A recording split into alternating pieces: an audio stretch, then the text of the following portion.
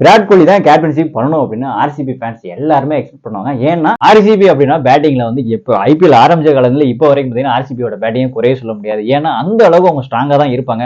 இதுக்கு முன்னாடி எல்லாம் பாத்தீங்கன்னா ஆர்சிபி 200 ரன்னுக்கு மேல அடிச்சா கூட அது ஈஸியா கொடுக்குற மாதிரி தான் அவங்களுடைய பவுலிங் இருந்துச்சு. இவர மாதிரியான ஒரு பிளேயர்னால தான் சின்னசாமி ஸ்டேடியத்துல நிறைய சிக்ஸர் அடிக்க முடியும். இன்கேஸ் ஒரு 4 ஓவருக்கு ஒரு 50 ரன் தேவைப்படுது அப்படின்னா கூட கண்டிப்பா பயப்படாம ஆர்சிபி வந்து சேசிங் பண்ணுவாங்க. ஹாய் ஹலோ அனைவருக்கும் வணக்கம், வெல்கம் டு தேன்மன்யூ. இந்த வீடியோல நம்ம என்ன பார்க்க போறோம் அப்படின்னா ஐபிஎல் ஆரம்பிச்ச காலத்துல இருந்து இப்போ வரைக்குமே ஐபிஎல்ல கப் அடிக்காம இருக்க ஆர்சிபி டீம் எப்படியும் இந்த வருஷம் நாங்க கப் அடிச்சிரும் அப்படின்ற மாதிரி ஒரு ஃபுல் ஸ்குவாட எடுத்து வச்சிருக்காங்க. அது மட்டும் இல்லாம எப்படியும் இந்த வருஷம் ஆர்சிபி வந்து எப்படியும் நம்ம கேஎல் ராகுல எடுப்பாங்க, மேக்ஸ்வெல்ல விட மாட்டாங்க, வில் ஜாக்ஸை விட மாட்டாங்கன்னு சொல்லிட்டு பல டாக் போச்சு. ஆனா அது எதையுமே காதுல வாங்காம ஒரு புதுசா ஒரு டீம் வந்து செட் பண்ணி வச்சிருக்காங்க. அதுல இருந்து இருக்கிற பிளேயிங் 11 யார் ஆட போறா, யார் வந்து பினிஷர் ரோல் வந்து பிளே பண்ண போறா, யாரெல்லாம் பவுலரா வர போறாங்க அப்படின்ற எல்லா டீட்டெயிலுமே தெளிவா பார்க்கலாம். அதுக்கு முன்னாடி உங்கள்கிட்ட ஒரு கேள்வி, வரப்போற 2025 ஐபிஎல்ல ஆர்சிபி சார்பா யார் வந்து ஹையஸ்டா ரன் அடிப்பா, யார் வந்து ஹையஸ்டா விக்கெட் டேக்கிங் பண்ணும் அப்படின்னு நீங்க நினைக்கிறத மறக்காம கமெண்ட் பண்ணிட்டு நம்ம சேனலை இன்னும் நீங்க சப்ஸ்கிரைப் பண்ணல அப்படின்னா மறக்காம சப்ஸ்கிரைப் பண்ணிட்டு ஃபுல்லா வீடியோ பாருங்க. வாங்க வீடியோக்குள்ள போலாம். ஆர்சிபி ஆக்ஷன்ல இந்த வருஷம் எடுத்த ஃபுல் ஸ்குவாட் அப்படியே ஒன் பை ஒன்னா பார்க்கலாம். பியூர் பேட்ஸ்மேனா இருக்கிறது நம்ம ராஜாத் பட்டிதர் இருக்காரு, விராட் கோலி இருக்காரு, பிலிப் சால்ட் இருக்காரு, ஜிதேஷ் சர்மா இருக்காரு, தேவ்தத் படிக்கல் இருக்காரு, சுவாஸ்டிக் ஜிகாரா இருக்காரு. அதுக்கப்புறம் ஆல் ரவுண்டர் லிஸ்ட்ல லியாம் லிவிங்ஸ்டன் இருக்காரு, குருணால் பாண்டியா இருக்காரு, ஸ்வப்னல் சிங் இருக்காரு, டிம் டேவிட் இருக்காரு, ரோமியோ செஃபர்ட் இருக்காரு, பேண்டகே இருக்காரு, ஜாக்கப் பேத்தல் இருக்காரு.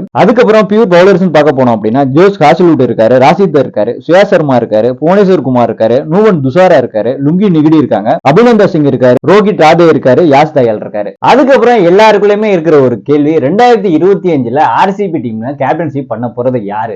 ஏன் அப்படின்னா லாஸ்ட் வந்து பேப் டு பிளேஸ் இருந்தாரு, அவர் தான் கேப்டன்ஷிப் பண்ணாரு. ஆனா இப்போ இந்த வருஷம் ஆக்சுவலா அவர் எடுக்கல. சோ எல்லாருமே இப்ப எக்ஸ்பெக்ட் பண்ற என்ன அப்படின்னா கண்டிப்பா விராட் கோலி தான் கேப்டன்ஷிப் பண்ணணும் அப்படின்னு ஆர்சிபி ஃபேன்ஸ் எல்லாருமே எக்ஸ்பெக்ட் பண்ணுவாங்க. ஏன்னா ஆர்சிபி இதுவரைக்கும் கப் அடிக்கல, Virat Kohli first time captainship பண்ணி அது ஃபர்ஸ்ட் டைம் பாத்தீங்கன்னா இப்ப ஆர்சிபி கப் அடிச்சிச்சு அப்படின்னா அதை விட ஃபேன்ஸ்க்கு வந்து வேற எதுவும் சந்தோஷமே கொடுக்க முடியாது. இதுக்கு முன்னாடி வந்து பாத்தீங்கன்னா விராட் கோலி கேப்டன்ஷிப் பண்ணிருந்தாரு, அப்போ நல்லா தான் விளையாடி இருந்தாங்க. ஆனாலுமே ஒரு சின்ன சின்ன ஸ்லைடு மிஸ்ல வந்து பாத்தீங்கன்னா கப் அடிக்காம போகும். ஆனா இப்ப அப்படிலாம் ஆகக்கூடாது. கண்டிப்பா விராட் கோலி கேப்டன்ஷிப்ல கப் அடிக்கணும் அப்படின்னு ஆர்சிபி ஃபேன்ஸ் எல்லாருமே எக்ஸ்பெக்ட் பண்ணுவாங்க. கண்டிப்பா மேனேஜ்மெண்ட் அதான் எக்ஸ்பெக்ட் பண்ணுவாங்க. கண்டிப்பா விராட் கோலிக்கு கேப்டன்ஷிப் கொடுக்கலாம், அவர் கப் அடிக்க வச்சிருவார் அப்படின்னு எல்லாருமே நம்புவாங்க. இன்கேஸ் அவரே விருப்பப்படாம எனக்கு வந்து கேப்டன்ஷிப் வேணாம், நான் ஒரு யங்ஸ்டருக்கு அந்த ஒரு ஆப்பர்ச்சுனிட்டி கொடுக்குறேன் அப்படின்னு திங்க் பண்ணா மட்டும் நெக்ஸ்ட் ஃபியூச்சர் ஆஃப் ஆர்சிபின்னு சொல்ல போற ராஜாத் பட்டிதருக்கு அந்த ஆப்ஷன் போகலாம். அப்படி இல்ல அப்படின்னா 90% விராட் கோலி தான் கேப்டன்ஷிப் பண்றதுக்கு கண்டிப்பா ஆப்ஷன் இருக்கு. அடுத்ததா ஆர்சிபி டீமோட போர்ட்டபிள் பிளேயிங் 11 பார்க்கலாம். இருக்கிறதுலே மிகப்பெரிய டாஸ்க் அப்படின்னா இந்த வருஷம் இருக்கிற 22 பேர்ல ஒரு 11 பிக் பண்றது அப்படிங்கிறது மிகப்பெரிய டாஸ்க் தான்.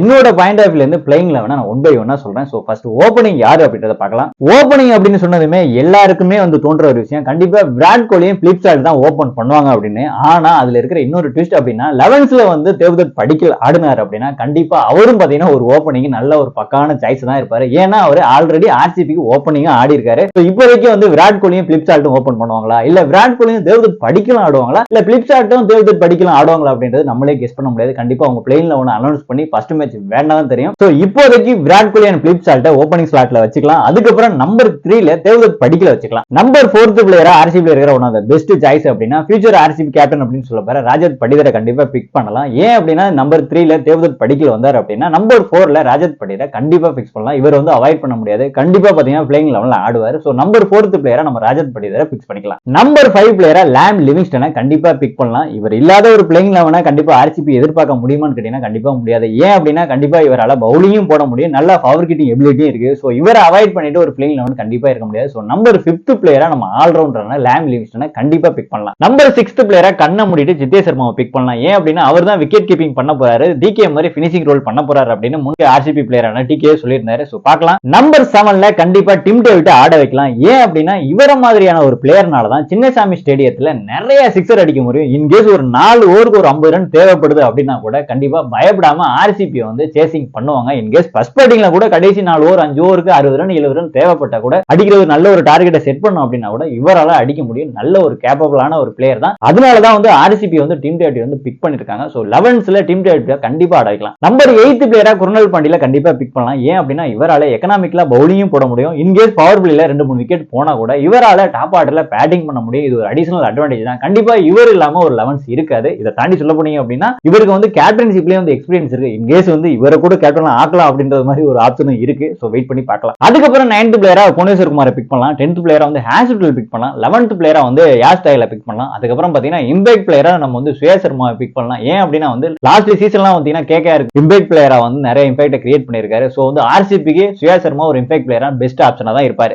ஓவராலா பிளேயிங் 11 ஒரு தடவை பாத்திரலாம். நம்ம Virat Kohli, Phil Salt, Devdutt Padikkal, Rajat Patidar, Livingstone, Jitesh Sharma, Tim David, Krunal Pandya, Bhuvneshwar Kumar, Hazlewood, Yash Dayal 12th மேனா வந்து சுயேஷ் சர்மாவை நம்ம பிக் பண்ணிருக்கோம். அதுக்கப்புறம் ஆர்சிபியோட பேட்டிங்கை பத்தி நம்ம பேச போனோம் அப்படின்னா, ஆர்சிபி அப்படின்னா பேட்டிங்ல வந்து இப்போ ஐபிஎல் ஆரம்பிச்ச காலத்துல இப்போ வரைக்கும் பாத்தீங்கன்னா ஆர்சிபியோட பேட்டிங் குறைய சொல்ல முடியாது. ஏன்னா அந்த அளவுக்கு அவங்க ஸ்ட்ராங்கா தான் இருப்பாங்க. ஆர்சிபில இப்போ எடுத்துட்டா கூட விராட் கோலி இருக்கட்டும், பிலிப்சால்ட் இருக்கட்டும், ஓப்பனிங்ல கரெக்டா இருக்காங்க. அதுக்கப்புறம் மிடில் ஆர்டர்ல நம்ம ஹிட்டிங் ஆப்ஷனுக்கு பாத்தீங்கன்னா லிவிங்ஸ்டன் இருக்காரு, அதுக்கப்புறம் டிம் டேவிட் இருக்காரு, குருணால் பாண்டியா கூட ஹெல்ப் பண்ணுவாரு, இடையில ராஜத் படிதர்லாம் இருக்காரு. சோ ஓவராலா பாத்தீங்கன்னா ஆர்சிபியோட பேட்டிங் கண்டிப்பா வேற லெவல்ல தான் இருக்கும். சோ என்ன நடக்க போகுது அப்படின்றத வெயிட் பண்ணி பார்க்கலாம். அதுக்கப்புறம் நம்ம பேச போறது ஆர்சிபியோட பவுலிங் யூனிட் இந்த வருஷம் எப்படி இருக்கு அப்படின்றது தான். இதுக்கு முன்னாடி எல்லாம் பாத்தீங்கன்னா ஆர்சிபி 200 ரன்னுக்கு மேல அடிச்சா கூட அது ஈஸியா கொடுக்குற மாதிரி தான் அவங்களுடைய பவுலிங் யூனிட் இருந்துச்சு. ஆனா இப்போ இதுக்கப்புறம் 2025ல அந்த மாதிரி மிஸ்டேக் வந்துடக்கூடாது அப்படிங்கிறதுக்காகவே பவுலிங்ல ரொம்பவே கான்சென்ட்ரேட் பண்ணி நிறைய பிளேயர்ஸ் எடுத்திருக்காங்க. அதுல பார்க்க போனோம் அப்படின்னா நம்ம புவனேஸ்வர் குமார் அண்ட் ஹேசல்வுட் வந்து ஓப்பனிங் ஃபீல்ட் போடுவாங்க. அதுக்கப்புறம் ஃபர்ஸ்ட் பவுலிங் ஆப்ஷன் பாத்தீங்கன்னா யாஸ் தயால் இருக்காரு. அதுக்கப்புறம் பாத்தீங்கன்னா ஸ்பின் பவுலிங் ஆப்ஷனா நம்ம குருணால் பாண்டியா இருக்காரு, லாவிங் லிவிங்ஸ்டன் இருக்காரு. அதுக்கப்புறம் பாத்தீங்கன்னா இம்பாக்ட் பிளேயரா வரப்போற சுயா சர்மா இருக்காரு. சுயா சர்மா பவுலிங் ஆக்ஷன் ரொம்பவே சூப்பரா இருக்கும். இன்ஃபேக்டா வந்து அவர் நிறைய இம்பாக்ட் கிரியேட் பண்றதுக்கு நிறைய ஆப்ஷன் இருக்கு. கேகேஆர்ல நல்லாவே பவுலிங் போட்டிருக்காரு. அதே மாதிரி பாத்தீங்கன்னா நம்ம சுயா சர்மானால எக்கனாமிக்கலாவும் பவுலிங் போட முடியும், விக்கெட் டேக்கிங் எபிலிட்டியும் இருக்கு. சோ அது வந்து ஆர்சிபிக்கு ரொம்பவே அட்வான்டேஜ். கண்டிப்பா லாம் லிவிங்ஸ்டன்னாலையும் பாத்தீங்கன்னா 2-3 ஓவர் சூப்பரா போட முடியும். அதுக்கப்புறம் குருணால் பாண்டியா இருக்காரு. ஓவராலா இதெல்லாம் வச்சு பார்க்கும்போது இந்த வருஷம் ஆர்சிபியில பவுலிங் வந்து ரொம்பவே சூப்பரா இருக்கும். இதுவரை இல்லாத அளவுக்கு பவுலிங் நல்லா இருக்கும் அப்படின்றத நம்ம கண்டிப்பா எக்ஸ்பெக்ட் பண்ணலாம். சோ ஓவராலா இந்த வீடியோல ஆர்சிபியோட பெஸ்ட் பிளேயிங் 11 இருக்கட்டும், ஆர்சிபியோட பேட்டிங்கா இருக்கட்டும், பவுலிங்கா இருக்கட்டும், அவங்களோட ஓவரால் ஸ்குவாடா இருக்கட்டும், எல்லாத்தையுமே டீடைல்டா பார்த்தாச்சு. என்னோட பாயிண்ட் ஆஃப் வியூல தான் நான் ஒரு பெஸ்ட் 11 செலக்ட் பண்ணிருக்கேன். உங்களுக்கு என்ன தோணுது? ஏதாவது சேஞ்சஸ் இருந்துச்சு அப்படின்னா உங்களோட 11 மறக்காம கமெண்ட்ல சொல்லுங்க. அதை தாண்டி பாத்தீங்கன்னா இன்னும் நம்ம சேனலை நீங்க சப்ஸ்கிரைப் பண்ணல அப்படின்னா மறக்காம சப்ஸ்கிரைப் பண்ணிட்டு பக்கத்துல இருக்கிற பெல் ஐக்கானை கிளிக் பண்ணி வச்சுங்க. அப்பதான் நான் போற வீடியோஸ் உங்களுக்கு ரெகுலரா வரும். சோ நெக்ஸ்ட் ஒரு இன்ட்ரெஸ்டிங் வீடியோல உங்களை மீட் பண்றேன். அதுக்கு முன்னாடி நன்றி, வணக்கம்.